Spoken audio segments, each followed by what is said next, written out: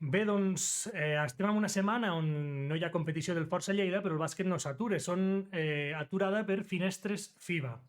Un dels jugadors destacats, que ara ens explicarà el nostre entrevistat amb aquestes finestres, és en Michael Carrera, que en principi hauria d'estar jugant amb la seva selecció amb Venezuela per la classificació al Mundial de 2023. Parlarem avui amb un periodista veneçolà resident a Argentina, en Santiago Aceituno, i amb ell parlarem, doncs, d'aquest personatge líder del Força Lleida, com és el Michael Carrera, però també aprofitarem que resideix a Argentina per parlar del Juan y Marcos. Així que donem la benvinguda avui al fons del Barris Nord a Santiago Aceituno. Santiago, ¿cómo estás? ¿Qué tal, Ramón? Un gusto. Muchas gracias por la invitación. Gracias a ti por pasarte y por esperar hasta que tuviéramos un momento disponible para poder pasarte por aquí. Comentaba ahora en la presentación que eres un periodista, eres de Venezuela, resides en Argentina. Así es. Explícanos un poco cómo es tu trabajo de seguir a los jugadores venezolanos por el mundo, por lo que vemos, y en qué consiste eso, un poco tu trabajo con el baloncesto. Sí, un placer, algo que saco de mi tiempo libre, ¿no? Para poder hacer ese seguimiento día a día Mm. de venezolanos en todas las ligas, en casi todos los niveles. No te puedo decir que la totalidad de ellos, porque son un montón, pero los que puedo, ¿no? Más que todo los de la selección, sí o sí. Y ya después jugadores jóvenes que se están formando en otras ligas, en Estados Unidos, en Europa. Mm. Otros también que no son de selección, pero son jugadores de renombre por acá en Sudamérica. Tenemos jugadores en Japón, en Europa. Estamos casi que en casi todos los continentes, así que es un trabajo lindo. Eso te iba a comentar, porque ayer repasando un poco para prepararme un poco la entrevista, es que hay jugadores venezolanos por todo el mundo. El básquet en Venezuela no es, entiendo por lo que he visto por ahí, no es el primer deporte como tal, pero es un deporte importante. Sí, es un deporte que la cultura del básquet está muy fuerte en lo que es la cultura del básquet. No es un deporte de repente tan global, tipo que le gusta al 100% de la población o el más Ujú. popular, pero tiene una fanaticada muy fuerte y muy arraigada hacia el deporte como tal. El principal, sin duda, sigue siendo el béisbol. Ujú. Tenemos un montón de jugadores en la Major League Baseball de Estados Unidos.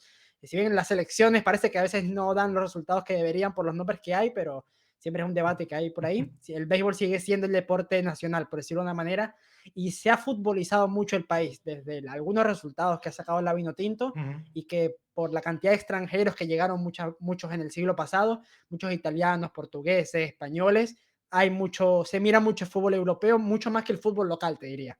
Ujú. Explícanos un poco, háblanos un poco de la liga de baloncesto, la liga venezolana, porque aquí es, iba a decir obvio, no sé si es obvio, hay mucha gente que sí que seguimos algún resultado, pero lo que más nos llama la atención al final son los nombres de los equipos, no te voy a engañar. Porque son esa NBAización que hay, ¿no? De Sí. poder poner el nombre de un animal o de un personaje junto a la región a la que pertenecen. Pero más allá de eso, explícanos un poco cómo funciona esa liga, cuántos equipos participan. Bueno, lo de la NBAización es muy clave, ¿no? Yo siempre digo, Venezuela es un país del Caribe, Ujú. pero que está en una parte del continente de Sudamérica a la cual no pertenece tanto por cultura. En Sudamérica el fútbol local Ujú. incluso es mucho más fuerte, se mira muchas veces Europa como lugar a seguir, en cambio Venezuela está más del lado Dominicana, Puerto Rico, que se mira más hacia Estados Unidos, se gusta más para allá y por eso la NBA es la liga principal de básquet, la que se sigue acá. En Venezuela se ve muy poco básquet europeo a gran escala, a diferencia del fútbol, que es todo lo contrario.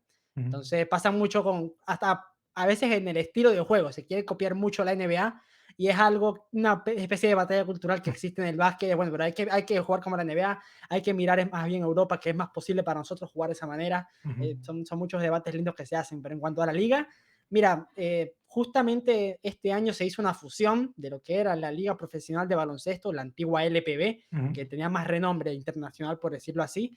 Después de la pandemia se creó una Superliga que creó la federación, ya que la LPB había perdido estabilidad, había perdido posición, tenía muchos problemas que le impedía salir. Entonces ahora se formó la Superliga Profesional de Baloncesto, Ujú. que es una fusión entre la LPB y la Superliga. Equipos de ambos, habían equipos que habían participado en ambos torneos, uno solamente en LPB, otro solamente en Superliga, y esta fue una fusión que incluyó a 9 de los 10 que había en la LPB, hubo uno solo que no se presentó, y muchos que nacieron en esta era Superliga, que eran equipos que no participaban en el torneo profesional, pero que ya habían sido creados para jugar ligas de desarrollo, ligas de menor nivel. Entonces saltaron al profesional gracias a la Superliga y bueno, se jugaron en esta última con 19 equipos. Eran Ujú, 20, pero uno se bajó justo antes de empezar. ujú, Hubo otro que a mitad de temporada lo sacaron prácticamente porque tuvo 2 forfeits, ujú. problemas internos, deudas, etcétera. Entonces terminaron siendo 18 equipos los que jugaron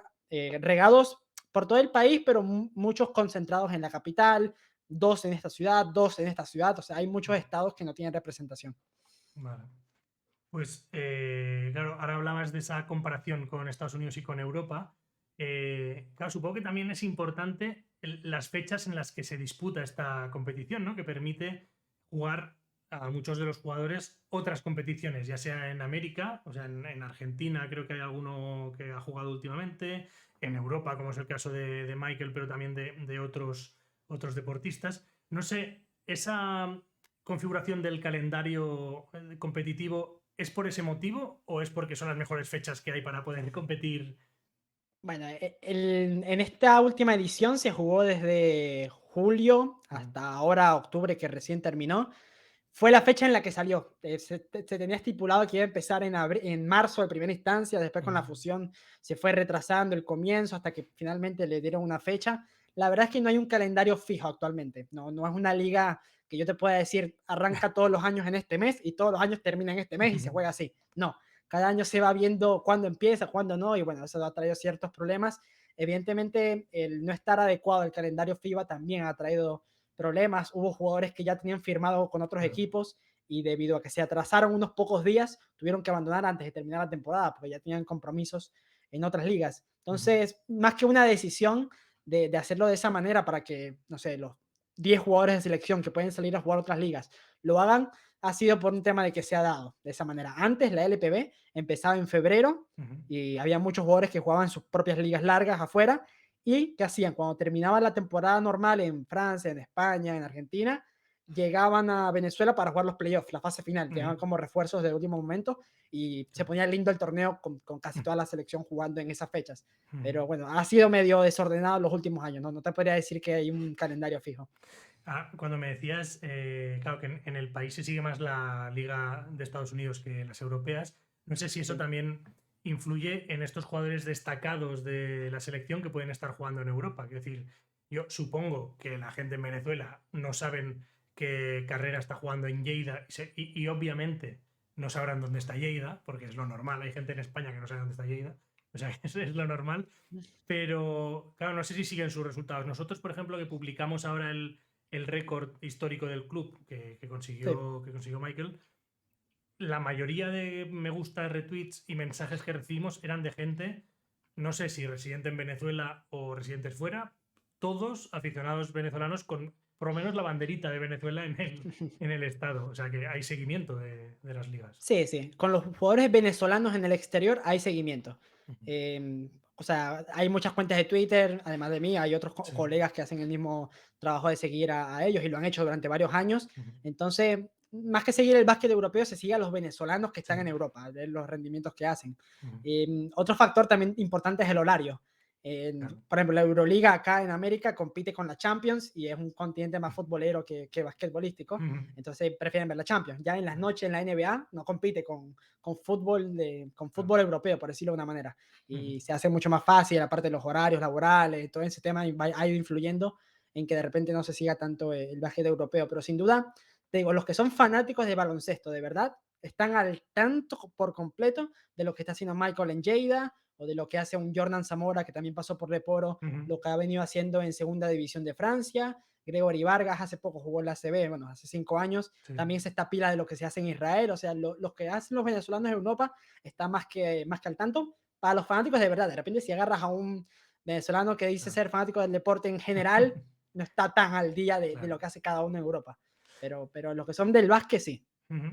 Pues aprovechando ese resumen que hemos hecho un poco para que la gente de Lleida conozca cómo es el baloncesto allí en Venezuela, pasemos a hablar un poco de la figura de Michael Carrera. No sé si allí en el país, en el baloncesto venezolano, su figura tiene tanta importancia como es lo que tiene aquí en el club. si supone un personaje tan importante también para el baloncesto de allá.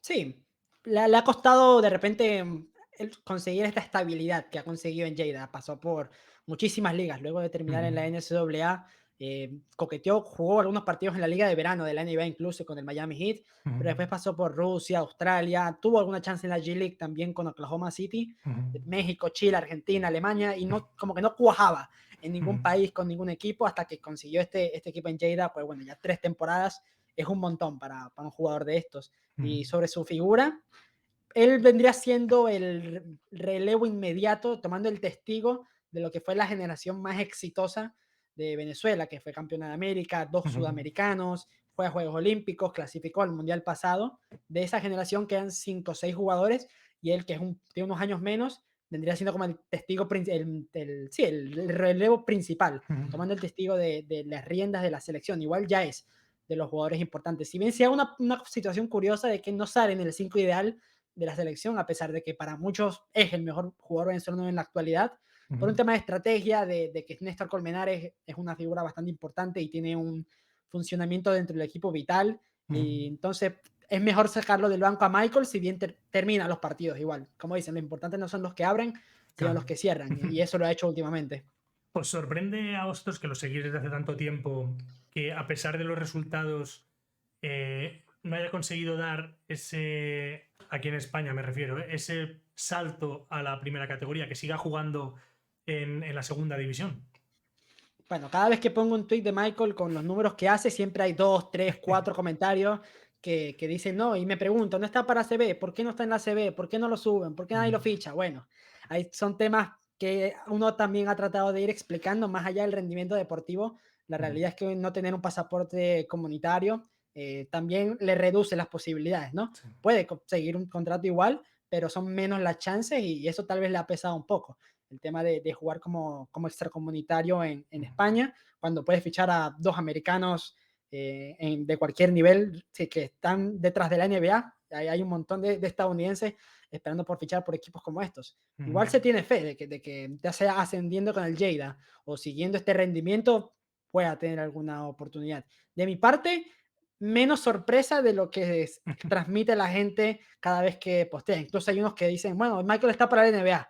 Y bueno, de la Leporo a la NBA hay un trayecto largo todavía, más para un jugador de 29 años, mm, que de repente se sabe que en la NBA muchas veces llegas más por lo que prometes ser o por lo que prometes ser para el futuro que por lo que eres en el momento.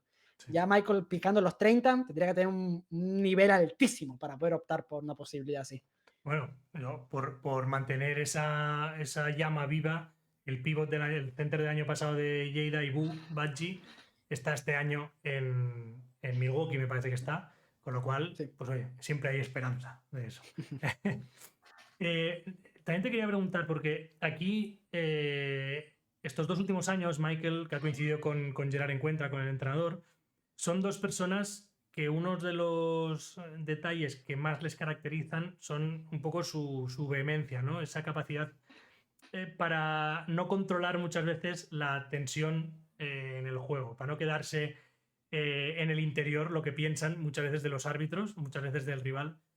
Mm, no sé si esa forma de ser, esa forma de jugar o puede ser algo más característico en ligas de Latinoamérica como es la venezolana, si quizá allí tiene un poco más de permisividad porque aquí el cartel ya lo tiene colgado. O sea, es muy fácil que en cuanto hace algo se le pite la primera falta técnica y de hecho hace 2 jornadas acabó expulsado en la primera parte por recibir dos. No sé si eso allí también es de ese modo o si se le ve más controlado. No, no, él es exactamente igual en todos los lados que va. Es un tema que él lo sabe, él se conoce más que nadie y que ha tratado de ir manejando, pero bueno, le cuesta, ¿no? Meterle tanta intensidad, tanta energía, tanta pasión, y es parte de su personalidad. Y bueno, le ha costado en varias oportunidades. De repente en Venezuela, tal vez en algunas épocas, dependiendo del torneo, del contexto, a los jugadores de selección tal vez se les permite un poquito más, un poquito menos, pero él es así en todos lados. Mm. Aprovechando ahora que me dices jugadores de selección en Liga de Venezuela, explícanos qué pasó en esta liga que comentabas ahora que recién comenzaba su andadura. ¿Qué es lo que pasó con algunos jugadores de la selección? En concreto también, pues en ese grupo estaba Michael Carrera, que le permitió volver antes también a Lleida y preparar antes la temporada. Bueno, cuento difícil, pero largos. Se había jugado la ventana clasificatoria, la cuarta, Ujú, contra Dominicana en Venezuela. Venezuela le gana a Dominicana. Y pocos días después iba a empezar la preparación para la AmeriCup, que sería como el Eurobásquet, pero de América. ujú, Por distintas razones, nunca salieron del todo públicas, Venezuela termina yendo con un plantel alternativo a la AmeriCup. Los jugadores que integran a la selección principal, la mayoría se quedó en Venezuela para jugar con sus equipos el torneo, porque el torneo no paraba, el torneo siguió jugándose ujú, aún con la selección, los torneos de selecciones en curso. Eso, al haber una lista alternativa, por decirlo así, de la selección, la junta directiva interpretó que se había hecho un desequilibrio porque le habían quitado jugadores a algunos equipos que no tenía pensado que se les iba a quitar ujú, y estos que son de selección iban a jugar con los suyos. Entonces, el conflicto empezó porque supuestamente creó una disparidad. ¿Cuál fue la solución de la junta directiva? Decir que los jugadores de selección que se quedaron en el país no podían jugar hasta que volviesen los otros del torneo continental. ujú, Era una locura, después que los tipos se habían quedado para jugar con sus equipos, les dijeran no, no puede jugar hasta, o sea, entonces eso creó un conflicto, un malestar de los jugadores que se quedaron para poder jugar con sus equipos, para poder ayudar a trascender, a clasificar a la siguiente fase. Y ahí, en un cruce de palabras, hubo declaraciones de jugadores, hubo un comentario directamente de Michael hacia el ujú, presidente, según se pudo saber por un comunicado que se filtró, y por esas palabras que le dijo al presidente en su cara, lo terminando expulsando del torneo por supuesta agresión verbal al presidente de la liga. ujú. Eso fue realmente lo que pasó ese día. Incluso Michael en un live lo dijo, Sí. lo admitió sin que le preguntara mucho. Mm, Y bueno, por ese motivo decidieron expulsarlo del torneo y a otro compañero de él lo multaron económicamente por unas declaraciones que dio en televisión. ujú, Así es como se termina yendo él. Después, lo que hicieron fue parar el torneo y esperar a que terminara la AmeriCup para reanudar todo el torneo completo. Bueno, se jugaron algunos partidos que no tenían jugadores de selección y los dos equipos estaban de acuerdo ujú. como para adelantar el calendario y eso también causó que se retrasara todo el torneo y lo que te decía al principio, que hubo jugadores que tuvieron que irse porque ya tienen compromisos afuera. Bueno, esperemos que sean errores de una liga inicial, ¿no? Que no, al Sí, final estás configurando una competición y a veces pues surgen problemas que quizá no esperas. Ahora, también hablando de la selección, claro, ahora en Europa, bueno, creo que en todo el mundo hay parón por ventanas FIBA y uno de sí, los equipos implicados es Venezuela, que en principio debería contar con carrera, según lo que nosotros dábamos por hecho, pero me sí. comentabas tú ahora fuera de micrófonos que eso no es tan así. Explica un poco, eh, también un poco de expectativas de la selección en este clasificatorio y de cara pues al Mundial si es que se juega en 2023. Sí, sí, Venezuela actualmente tiene el récord de Ujú, 7-1, está segunda en su grupo, en este nuevo grupo que se creó, uniendo a los que habían clasificado de los dos de la zona. ujú, Canadá sigue siendo el único invicta y justamente contra Canadá se va a jugar este 10 de noviembre. Venezuela tiene el Mundial, no sé, el 80% asegurado, ¿no? Parece que ujú, se tienen que dar demasiados resultados para que Venezuela con 7-1 y cerrando con dos partidos en casa, uno de ellos Bahamas, que no va a poder contar con sus jugadores en la NBA en febrero, eh, parece casi hecho que Venezuela va a volver a repetir en un mundial después de lo hecho en 2019. ujú, Así que las expectativas para estos partidos, tal vez, ojalá se quieren conseguir más victorias, pero hay que ver si el cuerpo técnico los aprovecha también, ya que no hay mucho tiempo, no hay mucho presupuesto, tal vez para cuadrar amistosos, pensando en generaciones de relevo ujú. y demás, tal vez aprovechen estos 4 partidos que quedan, incluyendo los dos en Venezuela en febrero, para probar algunas piezas de cara al futuro. Así que ese es más o menos, yo creo, mi perspectiva del panorama de lo que quedan de estos 4 partidos de los clasificatorios. Ujú.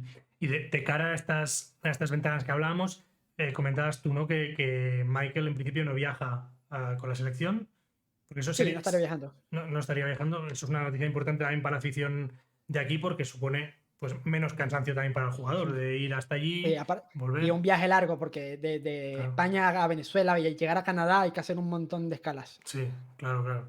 Además, tal y como está el equipo, bueno, no sé si la actualidad del equipo en concreto la conoces, pero bueno, han fichado a un jugador americano, todavía no ha llegado y se ha confirmado el fichaje de otro pivot, de otro center, que en principio vendrá a cubrir temporalmente ese lugar que tiene que venir el jugador norteamericano, que ya veremos, porque son los jugadores norteamericanos lo hacen mucho, que firman y luego pues no llegan. Veremos, a ver. Pues hablando de un jugador ya que es realidad, como es Michael Carrera, te preguntaré también por un jugador de futuro, aprovechando pues que resides en Argentina y que también sigues el baloncesto argentino. Te quería preguntar por Juan y Marcos. No sé cuál es el seguimiento que hay allí de este futuro, en principio, por ahora solo componente de las listas de los 24 clasificados, todavía no ha ido con la selección absoluta. ¿Cómo se ve la figura de Juan y Marcos allí en Argentina? Sí, se ve como un jugador que tal vez en esta ventana, aprovechando que no iban a poder estar ni los NBA ni los Euroliga, podía surgir como una opción para que fuera su debut. Pablo Prigioni no lo pensó así, no viaja con la selección y se le hace a los argentinos un seguimiento igual, de jornada a jornada, de highlights, de videos. Y bueno, Juani, que también hay una expectativa de que para esta temporada hubiera podido dar un salto a ACB por lo mostrado al final de la anterior, en la que se carga el equipo en más de una ocasión. Eh, hay muchas opiniones también que se dice que ya está, ya la Leporo se le queda un poco chica. Hay que ver esta temporada. En este arranque no tuvo un arranque tan al mismo nivel que como había cerrado, ¿no? La temporada pasada quizás. Entonces se le hace un seguimiento igual. Un jugador muy joven que pertenece al Barça todavía, que hay opciones, hay que ver qué le para el futuro. De la misma generación de Volmaro, que terminó llegando a la NBA vía draft. Así que hay que ver qué se le puede esperar de Juan y Marcos. Un base, pero que en la selección argentina siempre hay bases. Entonces, por ahí le cuesta también ganarse un puesto en los 12. Ahora comentabas esto de que muchos esperábamos, ¿no? Que esta temporada pudiera haber dado el salto en ACB, quizá no en el Barça, pero en otro equipo, pues igual que está cedido en Lleida, pues que hubiera ido cedido a otro equipo de la categoría. En este caso, Juani sí que cuenta con el pasaporte italiano que tanto Sí. costó conseguir el año pasado. Em, Te iba a preguntar a ti, tú, expectativas de ambos jugadores de cara a la temporada que viene, siguiendo como los sigues, ¿dónde crees que pueden estar? Porque en el caso de Michael Carrera, el año pasado, o al final de la temporada pasada, tuvo ofertas de equipos superiores, como fue el caso de Andorra, y él salió a una rueda de prensa a dar más importancia al grupo, a la ciudad, que al dinero que le podían ofrecer equipos como Andorra, que obviamente pues seguramente le doblaban la ficha. Eso Sí. es algo común en este tipo de jugadores, sobre todo de Michael, porque Juan, y entiendo que al ser joven, pues también tienes que asegurarte el futuro primero. ¿Y dónde crees tú que pueden estar el año que viene? Sí, yo creo que Michael de tener el nivel lo tiene para escalar a una liga mayor. Sí, tal vez no ACB, pero, o sea, puede ser que no sea ACB, pero qué sé yo, Serie A. Ya pasó por Alemania y creo que no volvería después de las dos experiencias que tuvo. Pero en una liga de esas, ya top de Europa, sería una muy buena posibilidad. Y además de lo cómodo que se siente en Lérida, de cómo lo han recibido, del grupo, también un tema familiar, ¿no? Tuvo una hija que nació ahí mismo en Lleida, es Tana, y creo que eso también le juega para quedarse en el Forza. Mi escenario ideal es que el Lleida logre ascender y como Michael como figura y pueda establecerse en la SB con el mismo Lleida que le ha dado todas estas oportunidades. Ese sería mi escenario ideal para él. Ahora, ya después va a tener que pensar él, ¿no? Si sigue este ritmo de dominando la valoración semana tras semana como está haciendo, con una diferencia absurda en comparación al segundo en promedio, liderando en puntos, liderando en rebotes, que era un ritmo que venía igual la temporada pasada Sí, hasta que llegó Margasol y le rompió todos los papeles a toda la Leporo, le rompió sí. los planes. Pero ojalá que pueda escalar a una división y Juan y Marcos, sí, habrá que ver qué prefiere el Barça para él. Yo creo que puede que lo veamos también en un nivel más alto la próxima temporada. Pues perfecto, Santiago, no te robo más tiempo. Muchas gracias No, por, tranquilo. por pasar por aquí, por el Fons del Barris Nord. Desearte mucha suerte en tu trabajo siguiendo a los jugadores y también, pues ya que eres parte del país, mucha suerte en estos partidos de selecciones contra Canadá y esperemos pues que, mira, a ver si nos podemos encontrar por lo menos en las redes, hablando del Mundial, de un enfrentamiento entre España y Venezuela, por ejemplo, pues O antes, un amistoso, quién sabe. o antes, si se puede dar. Y si no, pues por lo menos para hablar del ascenso del Forza Lleida con Michael Carrera TV Ojalá. a final de temporada. Muchas gracias por pasar por aquí. No, a vos por el espacio.